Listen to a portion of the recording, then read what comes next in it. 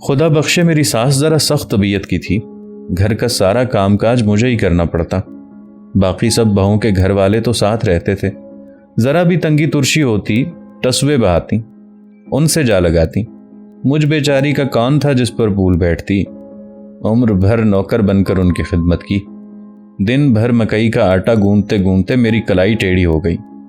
نانی اماں نے لحاف سے اپنا ہاتھ باہر نکالا تو فہیم اٹھ کر بیٹھ گیا۔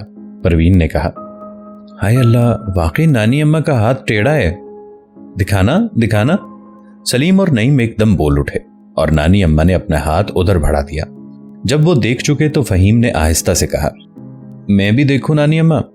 مگر نانی اماں نے اسے بستر میں چھپا لیا تھا۔ اور تو ابھی جاگ رہا ہے؟ نعیم نے پوچھا۔ سو جا، کیا کرے گا دیکھ کر؟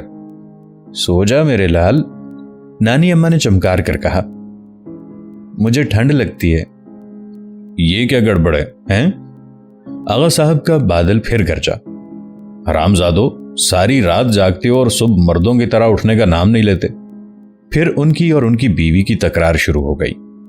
بیٹا یہ بٹتی گل کر دو، نانی اماں نے سلیم سے کہا اور خود منہ ہی منہ میں کوئی آیت پڑھنے لگی۔ سلیم نے بستر پر کھڑے ہو کر بتی بجھائی تو باہر سے ٹھٹھرتا ہوا اندھیرا اندر سے مٹ آیا۔ دروازوں اور کھڑکیوں کے شیشے دھندلے دھندلے ہو گئے، گو ان میں سے کچھ بھی دکھائی نہ دیتا تھا، تاہم ایسے لگتا تھا کہ ابھی کچھ دکھائی دینے لگے گا۔ آتش دان میں پڑے ہوئے کوئلوں کی چمک بڑھ گئی اور بوندوں کی ٹپا ٹپ میں اضافہ ہو گیا۔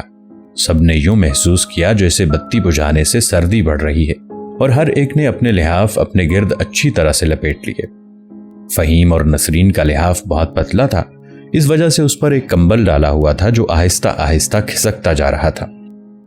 ایسی ہی سرد رات تھی، نانی اماں نے کہنا شروع کیا، جب تمہارا نانا گھر سے نکل کھڑا ہوا اور بہت دور نکل گیا۔ اندھیاری رات، تیز بارش اور قدم قدم پر گہری کھڈیں، مگر وہ چلتا رہا اور چلتا رہا۔ اچانک اسے باولی لومڑی کے چلانے کی آوازیں سنائی دینے لگی۔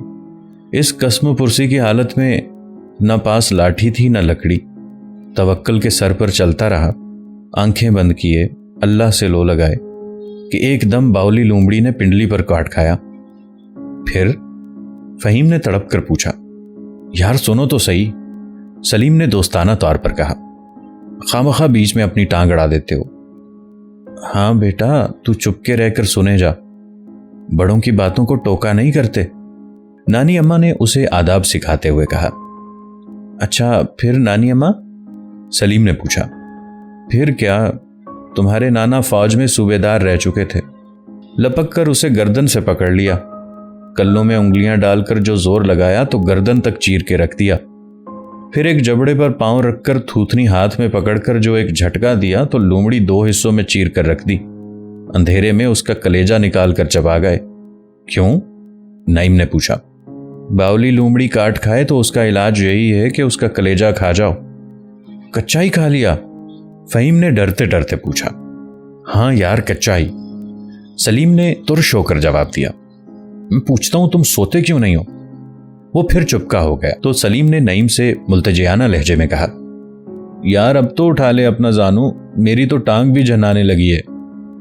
لے بابا لے، بس؟ نعیم نے پوچھا۔ ہاں بس، مہربانی۔ نانی اماں، لومڑیاں یہاں بھی ہوتی ہیں؟ پروین نے خوفزدہ ہو کر پوچھا۔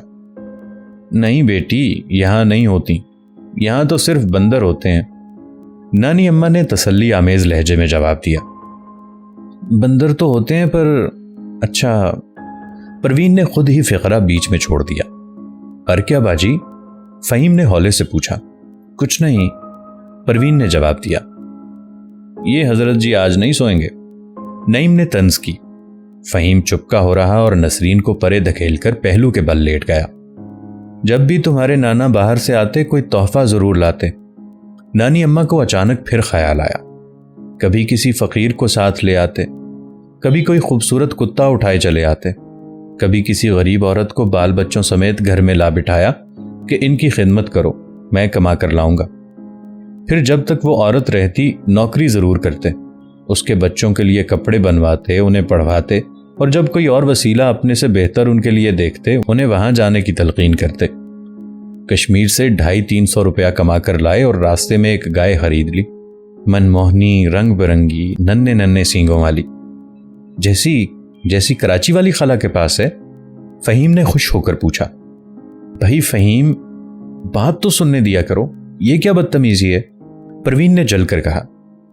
ہاں ویسی ہی، بلکہ اس سے بھی خوبصورت۔ آتے ہی کھونٹے گڑوانے لگے۔